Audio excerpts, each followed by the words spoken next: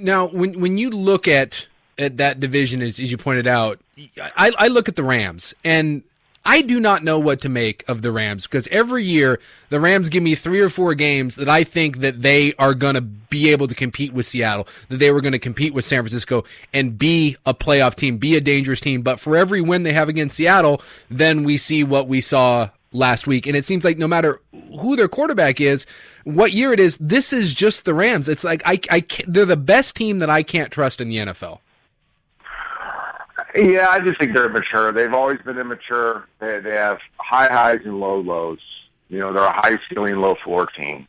They have active, dynamic personnel, but not consistent personnel. They don't have guys that show up every week and play at the same level of intensity and consistency.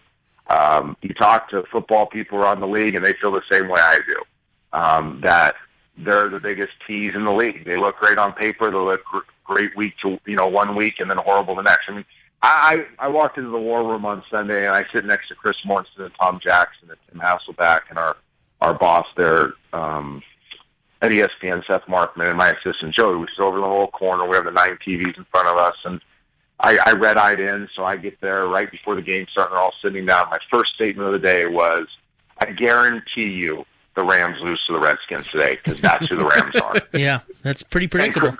Chris Mortensen looks at me and says, I could not agree more with you. He goes, this is exactly who the Rams are. And sure enough, we walk in there, and they have the rookie back just gash him in the run game. They're inconsistent offensively. And I love their offensive coordinator. I think he's one of the best coaches in football, Frank Cinetti. I like Foles. But it's just typical of the Rams. The term I would use, they're an immature football team. Mature football teams bring a level of consistency each week. They don't win every week, but there's a consistency there. There's a presence to them that you feel like, okay, we're always going to get a similar effort from this team.